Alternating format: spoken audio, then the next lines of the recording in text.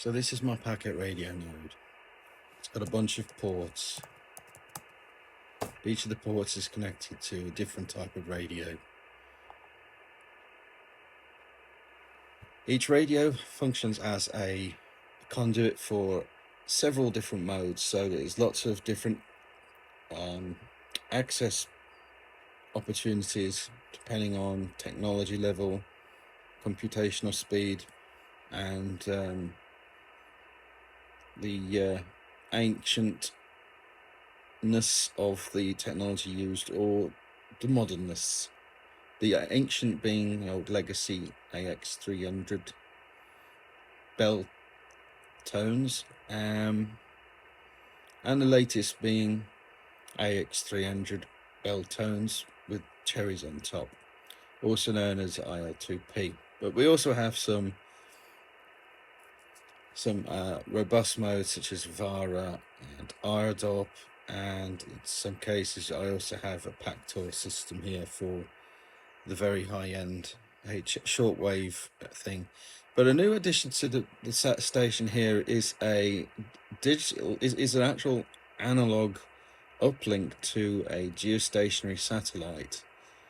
It's around about 36,000 kilometers above the equator, and it covers 1/3 of the planet. I have added the ports for this to my node. I created a software-defined radio transceiver on a Raspberry Pi, which is shown here.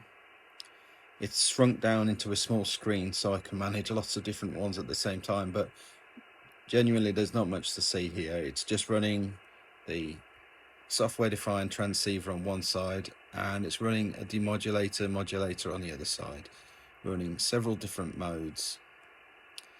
So what I'm going to do is, I've always had a fondness for a particular internet subculture called the demo scene, and I've released a bunch of my own free music on the scenesat.com, I should say, free radio, which is just for hobbyists to share their work and stuff like that. It goes a little deeper than that, but I have created a interface for use during emergencies, which is for accessing internet pages using text. More importantly, using the simplest program possible, such as a dumb terminal, and you're looking at one right now. This is essentially just a terminal which has allowed me to split my traffic monitor with what I'm actually seeing. So it's one step up from a really dumb terminal, but it is still fairly dumb nonetheless. Oh, just a minute.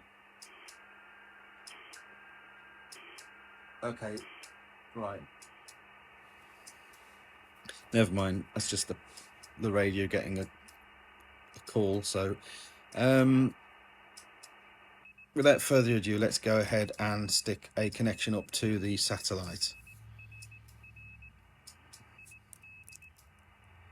So we're going to do a new connect on port 42 and force it through the exclamation mark to a node called EI2GUB-10. I put this, you can put different services on different service identifiers, and these from 0 to 16. It's part of the AX25 protocol. So 10 is on Steve's machine as well. You'll see. Let's see. I've got the Narrowband web SDR running in the background here, which is monitoring the uplink frequency, the downlink.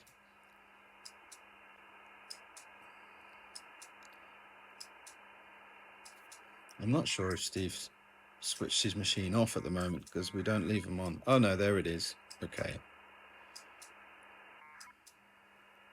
So this is going all the way into space with about a 70,000 kilometer return trip at 100 to 200 milliseconds delay.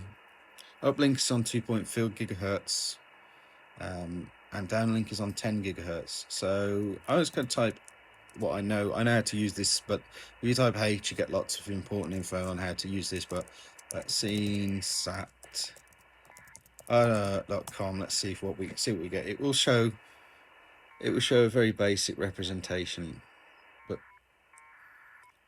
this was developed in 2019 for a radio ham who had reached out over the packet net looking for info on the COVID situation, because he did not have internet and I mean, this is an elderly guy, doesn't have much modern technology at all, but still had his old 2 meter, which is 144 megahertz packet radio linked to a local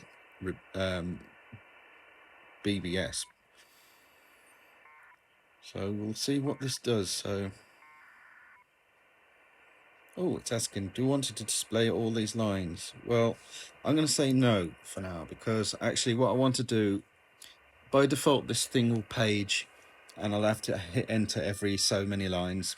I designed that for really slow links, because this is also working over 300 baud HF links over thousands of kilometers across terrestrial via skywave, actually. Skywave, not terrestrial.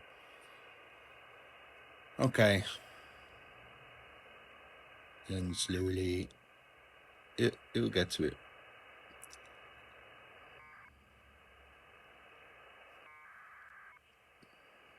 Okay.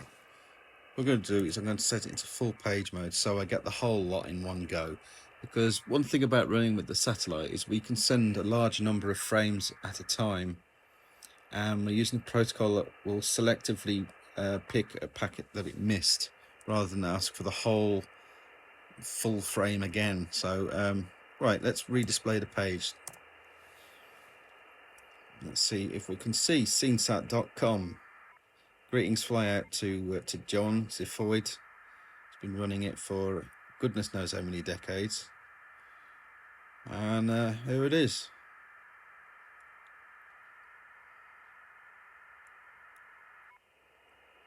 See, now we've got a rejected frame now, we didn't hear it all. So instead of it requesting the whole lot, the cat wants to get in on it now. Shh.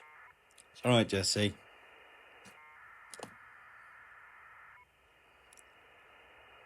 There we go. It's basically showing a HTTP a website, but the thing is you can actually navigate this.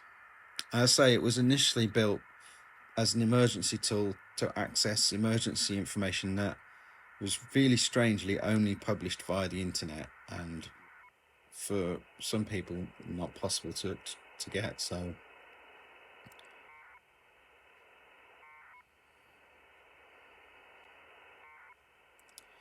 the satellite that's associated with CNSAT is Sputnik. They have Sputnik as that thing.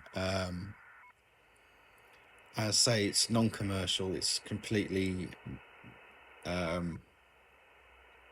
scene-oriented. The people who used to write all of the little music bits that went with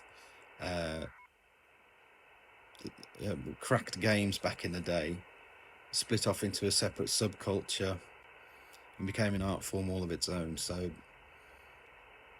CNSAT kind of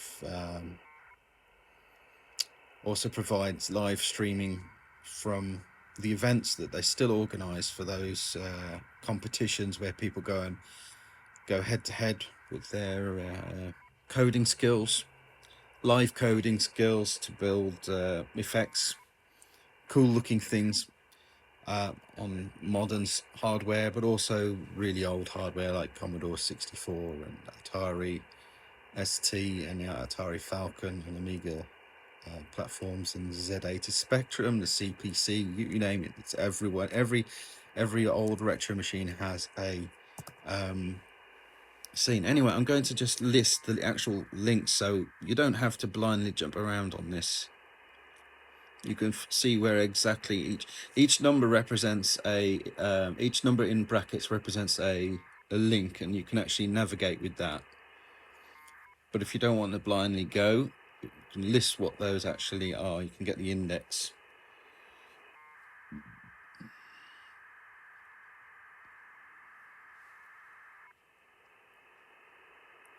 There you go. This has pagination switched on because it's not a page itself, which is handy because if you want to just pop a link in that's already come up and you don't want to view the whole lot, you can instantly navigate straight away. Anyway, that's CineSat via satellite. Well, it's not Starlink, but it is a geostationary transponder built for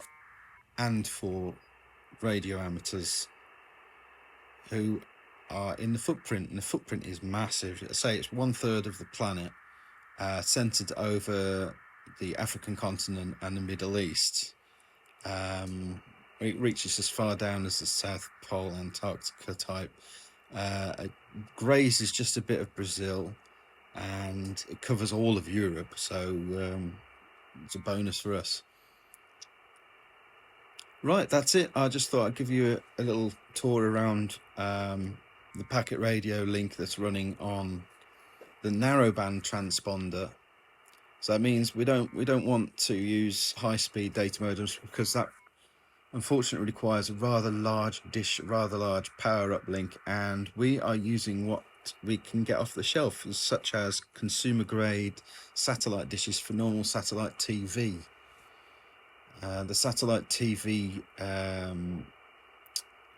the little boxes that go in front of the dish, they're slightly modified with a special antenna in the middle of it to actually do the transmitting as well. So the dish is dual function, it's transmit and receive.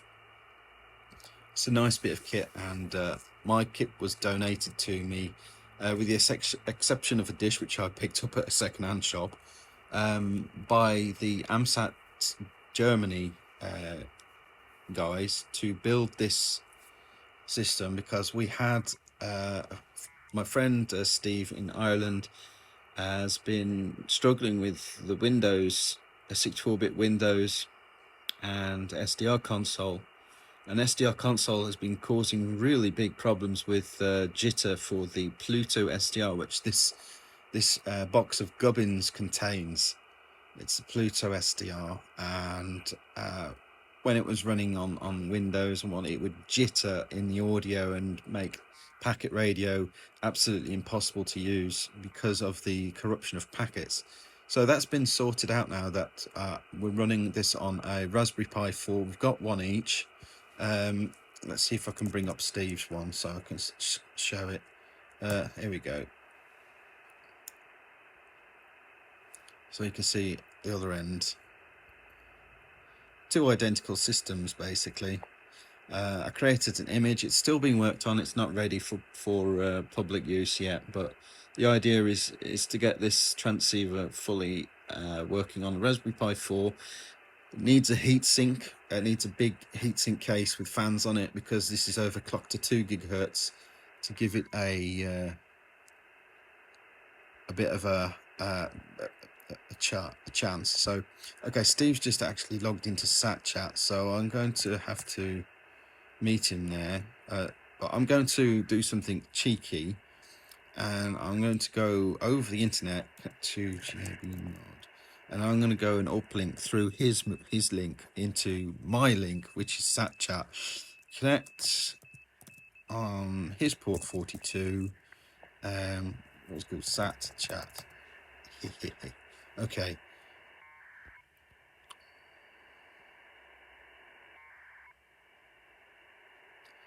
So we're using part of the AX 2.2 protocol. There we go, to manage the connections a little bit more efficiently with the satellite. So we can run very large packet lengths, and very large number of frames at once. Oh, he's logged off already. Didn't catch him in time. Oh well, he'll be back. Meanwhile, I've got him in the general chat, which is I'm connected to the general chat through another Steve. There's lots of Steves. G70AJ from Sussex, East Sussex. He's got a QO-100 station running through a transverter with an actual radio, ham radio part of it. So a considerably different setup, but achieving the same thing, which is great. Okay, that's the little demo. As I say, the image for this, when it's ready, you'll know about it. I'll publish a page and documentation and so on. But as it is right now, it's not quite ready. It's still got some bugs, but it is fairly well automated already. And we're just waiting on a few of the final kinks to be worked out. This is PT1RRR signing out. Thanks for watching, and catch you further down the log. 7-3.